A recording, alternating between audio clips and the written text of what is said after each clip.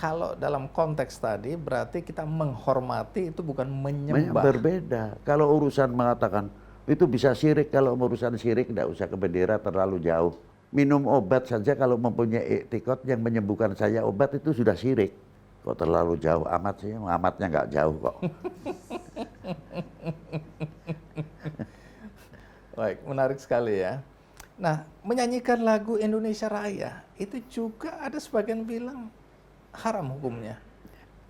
Sampai di sini bagaimana pemahaman Habib soal menyanyikan lagu atau bermain musik lah? Ya, bahwa tanah air ini hakikatnya pemberian siapa? Diamanatkan kepada siapa? Kepada siap bangsa. Allah Ta'ala menciptakan suku bangsa untuk saling mengenal. Hak-haknya negara-negara bangsa-bangsa lain. Supaya kita tahu dan lebih jauh mengenal. Kalau sudah kita mengenal, pasti akan saling menguntungkan. Itu satu contoh. Apalagi kita mengenal negeri kita sendiri. Kita tahu bangsa yang lain diberi tanah yang begitu hebatnya. Ada yang selebar sekian juta kilometer, ada yang sekian dan sebagainya. Nah, ucapan terima kasih kita kepada pemberi dengan bentuk tanah Indonesia yang luar biasa ini. Negara kita itu negara besar loh Pak. Dari Sabang sampai Merauke itu hampir perjalanan kita ke Jeddah. Itu diantaranya. Bangsa kita pun bangsa yang besar. Sudah melahirkan yang luar biasa kalau kita mau melihat sejarah. Satu contoh, 1000 tahun yang lalu. Bangsa kita sudah mampu membuat Borobudur, Prambanan. Saya tidak mau tahu lah itu digunakan untuk orang lain dan sebagainya. Tapi ini fakta bahwa bangsa kita itu sudah maju dari dahulu. Apalagi kalau kita ambil filosofinya lebih jauh. Kita lihat lautan. Kita sering menyebut tanah air dan sebagainya. Mestinya kalau kita lihat laut, apa keistimewaannya? Kalau kita memandang paling gelombangnya besar. Secara fisik yang kita lihat ya. Ya, ikannya besar-besar, apalagi kita lihat di tempat pelelangan pelabuhan itu banyak sekali. Tapi apa falsafah di balik air laut ini? Sebatas itu tadi yang kita lihat di pelabuhan atau di laut. Padahal kalau kita lihat semua limbah yang dibawa oleh anak sungai ataupun sungai-sungai yang besar bermuara ke laut. Semua bermuara ke laut. Oke. Ya, itu diantaranya. Tapi tidak mampu sampai ke tengah. Semuanya diminggir oleh gelombang, dihantam. Laut masih bisa menerima ini tidak benar dan tidak benar. Istimewa betul. Jadi ini ada filosofi Ya. air laut. Ya, ikan yang di laut, Iya. masa kita beli ikan yang dari ikan laut masalah. Mestinya tanpa garam dong. Nggak Karena usah udah digaramin. asin. Karena sudah hidupnya di kalangan yang asin. Iya, tapi ternyata Kasih tidak. ya masih membutuhkan asin lagi. Oke. Ya. Kok asinnya air laut tidak intervensi kepada ikan-ikan? Iya. Supaya badannya asin semuanya.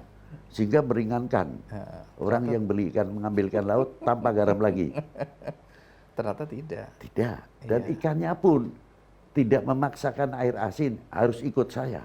Hidup dua-duanya dengan rukunnya. Antara ikan dan laut. Tapi ada yang lebih jauh dari itu. Apa itu? Per detik ini kalau musim kemarau kira-kira berapa juta kubik yang masuk ke air laut. Belum waktu musim hujan. Hujan. Ya. Oke. Jadi Boleh air kita- hujan yang Ya, tawar itu ya. Ya, miliar. Iya. Miliaran kubik. Masuk Semua ke laut. Ke laut. Tawar kan airnya. Iya. Mampu tidak merubah asinnya air laut? Air laut tetap asin. Itulah laut mempunyai jati diri. Masa Jati kita kalah diri. dengan laut kalau laut mempunyai jati diri, harga diri yang tidak mudah digoyahkan. Itu istimewanya. Ini pelajaran berharga hari ini ya. Oke, Belajar dari filosofi air laut. air laut diantaranya itu tadi. Dengan contoh-contoh tadi. Baik, artinya sebagai bangsa kita nggak boleh kehilangan jati diri. Tidak boleh. Ya, mau datang gelombang budaya-budaya asing, ya, kemudian katakanlah kepercayaan-kepercayaan asing, tapi kita sebenarnya sudah mempunyai jati diri tadi ya, sebagai bangsa Indonesia. Artinya Habib ingin menekankan bahwa kita berpegang pada jati diri kita, begitu. Ya.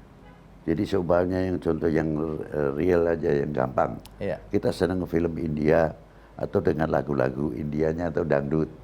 Lalu kita terbawa arus kehidupan kita kayak India.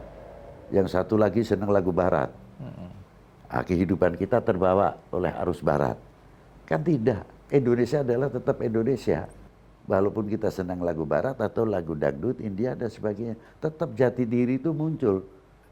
Itu diantaranya. Jadi kesadaran ini yang harus dijaga terus. Harus dijaga harusnya. Tapi tidak boleh tinggal dari peranan-peranan bapak-bapak dari tokoh-tokoh masyarakat. Harusnya bisa turun memberikan pengertian lebih jauh. Nilai-nilai nasionalisme itu sendiri yang perlu. Kalau sama Habib gini kan banyak orang merasa tenang, teduh, ya merasa percaya dirinya meningkat lagi. Bahwa kita ini bangsa yang besar, kita punya jati diri, ya. Kita percaya tentang besarnya negara kita, besarnya bangsa kita. Tapi realita di luar kan nggak sama seperti Habib.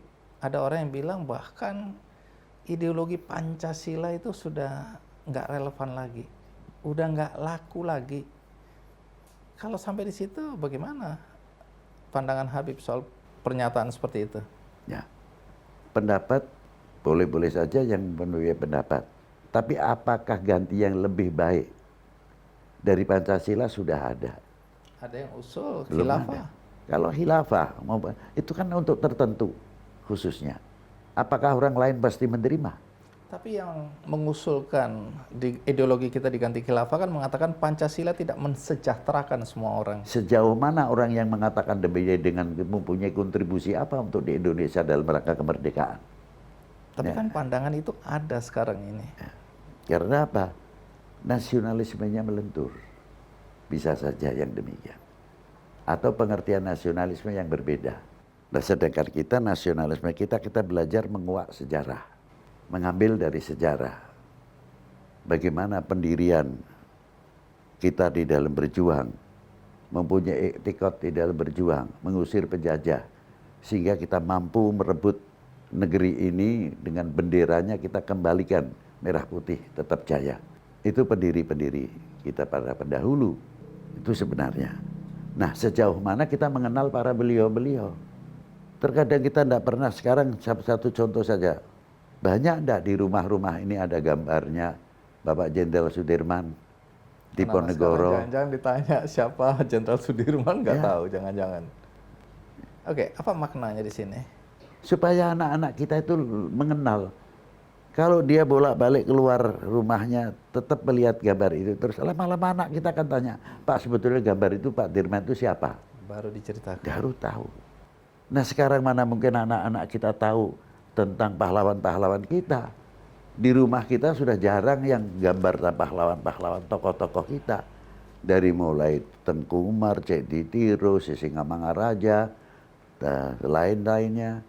Sampai ke Banten, sampai ke Demak, dan lain sebagainya. Ibu Kartini, dan tokoh-tokoh lain banyak sekali menjadi para pejuang-pejuang Republik ini. Itu kan tadi dimulai dari rumah ya, Ya. bagaimana orang tua Ya. menurunkan nilai-nilai tadi Jelas, ya. ya. Tapi sekolah kan punya pengaruh yang besar juga terhadap anak-anak ini. Ya tergantung guru-gurunya juga. Kalau dari rumahnya sudah klop dengan guru-gurunya, saya kira anak ini akan menambah sedikit-sedikit, lama-lama dia akan fanatik terhadap bangsa dan tanah airnya.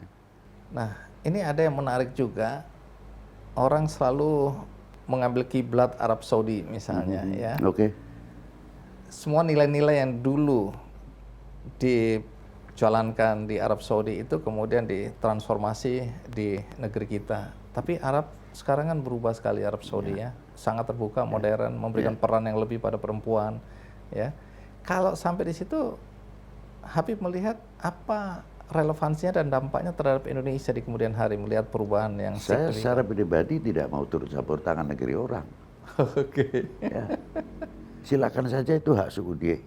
Mau modern sekarang sudah ada pakai cadar lagi, orang perempuan nyetir kendaraan, monggo itu haknya pemerintah Saudi. Nah, kita orang Indonesia harus mempunyai sikap Indonesia. Nah, kalau sikap Indonesia ini sekarang kalau kita bilang secara fisik ya, kebaya ini memakai kebaya juga mulai diharamkan, Habib. Ya. Katanya karena lekuk tubuh perempuan itu terlihat jelas. Nah, soal kebaya ini kan sebenarnya jati diri kita juga, wujud jati diri yang kita. nampaknya aurat itu fisik. bukan pakaiannya yang ketat itu bukan. Kalau segi adab dan kesopanan memang kurang baik. Tapi auratnya sudah rapat oleh pakaian itu sesuai dengan hukum yang diterapkan, yang diterangkan oleh ajaran-ajaran apa yang ada dalam Quran maupun hadis. Sudah memenuhi syarat. Cuma kurang sempurna karena bentuknya kelihatan karena ketatnya pakaian. Sekarang lagi digalakkan untuk berpakaian nasional seperti itu. Misalnya salah satu diantaranya adalah menggunakan kebaya. Sampai di situ, kalau ditanya, Habib, boleh nggak? Jawabannya apa ya? Yang mana? Selagi tidak membentuk auratnya silakan saja. Silakan. Namanya budaya pakaian kan ada ketentuan-ketentuannya sendiri-sendiri. Jadi kita tidak bisa memaksakan. Tapi kalau kita ambil secara hukum dan penilaian dari segi akhlak dan adab, ya kita pakai. Bagaimana supaya daya seksi itu tidak mengundang pengaruh kepada yang lain. Itu yang kita khawatirkan. Ulama-ulama terkadang berpandangan keketatan pakaian itu bisa membentuk fisik atau body seseorang. Khususnya wanita. Juga sama. Apakah yang demikian itu umpamanya kaum lelaki juga pakaian yang ketat begitu. Bagi kaum perempuan pun juga memandang, wah ini ganteng betul, tinggi besar, ini hebat ini orangnya. Sama juga, bisa saja. Kembali kepada akhlak dan adab yang perlu kita terapkan itu di situ. Sesuai dengan sunnah Nabi, itulah ajaran di antara kita. Ini masih abu-abu ini, orang menangkapnya, Habib. Jadi kalau orang menggunakan kebaya, kalau dalam pandangan Habib sendiri, bagaimana menyikapi ini kan masih... Kebaya urusan pakaian itu kan bisa saja ala kebaya.